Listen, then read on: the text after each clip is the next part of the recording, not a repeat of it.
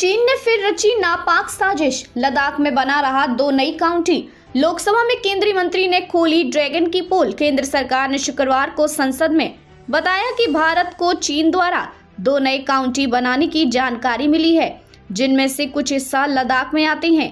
सरकार ने कहा कि इसका कड़ा विरोध दर्ज कराया गया है। विदेश राज्य मंत्री कीर्तिवर्धन सिंह ने लोकसभा में एक प्रश्न के लिखित उत्तर में कहा, भारत सरकार ने इस क्षेत्र में भारतीय भूभाग पर अवैध चीनी कब्जे को कभी स्वीकार नहीं किया है। नई काउंटी बनाने से न तो इस क्षेत्र पर भारत की संप्रभुता के बारे में भारत की दीर्घकालिक और सुसंगत स्थिति पर कोई असर पड़ेगा, न ही चीन के अवैध और जबरन कब्जे को वैधता मिलेगी। उन्होंने कहा कि सरकार ने राजनयिक माध्यमों से इन घटनाक्रमों पर अपना गंभीर विरोध दर्ज कराया है। मंत्रालय ने पूछा कि क्या सरकार को लद्दाख में भारतीय क्षेत्र को शामिल करते हुए हॉटन प्रांत में चीन द्वारा 2 नए काउंटी स्थापित करने की जानकारी है? यदि हाँ, तो इस मुद्दे को हल करने के लिए सरकार द्वारा क्या रणनीति और कूटनीतिक उपाय किए गए हैं? सरकार से किए गए सवाल प्रश्न में इन काउंटी के निर्माण के खिलाफ भारत द्वारा दर्ज किए गए विरोधों का विवरण और चीनी सरकार से प्राप्त प्रतिक्रियाओं के बारे में भी पूछा गया।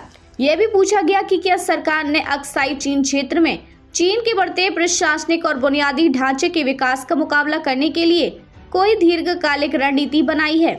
सवाल का जवाब देते हुए विदेश राज्य मंत्री ने कहा, भारत सरकार चीन के होटन प्रांत में तथा कथित 2 नए काउंटी की स्थापना से संबंधित चीनी पक्ष की घोषणा से अवगत है। इन तथा कथित काउंटी के अधिकार क्षेत्र में कुछ हिस्से भारत के केंद्र शासित प्रदेश लद्दाख में आते हैं। सरकार को यह भी पता है कि चीन सीमावर्ती क्षेत्रों में बुनियादी ढांचे का विकास कर रहा है। सरकार सीमावर्ती क्षेत्रों के विकास पर दे रहे हैं ध्यान। राज्य मंत्री ने कहा, सरकार सीमावर्ती क्षेत्रों के विकास के लिए बुनियादी ढांचे के सुधार पर सावधानी पूर्वक और विशेष ध्यान देती है, ताकि इन क्षेत्रों के आर्थिक विकास को सुविधाजनक बनाया जा सके और साथ ही भारत की रणनीतिक और सुरक्षा आवश्यकताओं को पूरा किया जा सके। पिछले दशक में सीमा बुनियादी ढांचे के लिए बजट आवंटन में वृद्धि हुई है।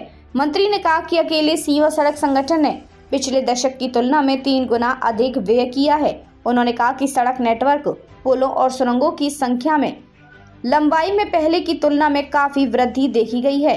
इससे स्थानीय आबादी को कनेक्टिविटी प्रदान करने और हमारे सशस्त्र बलों के लिए बेहतर रसद सहायता प्रदान करने में मदद मिली है। मंत्री ने रेखांकित किया है कि सरकार भारत की सुरक्षा पर असर डालने वाले सभी घटनाक्रमों पर लगातार नजर रखती है और अपनी संप्रभुता और क्षेत्रीय अखंडता की रक्षा के लिए सभी आवश्यक उपाय करती है।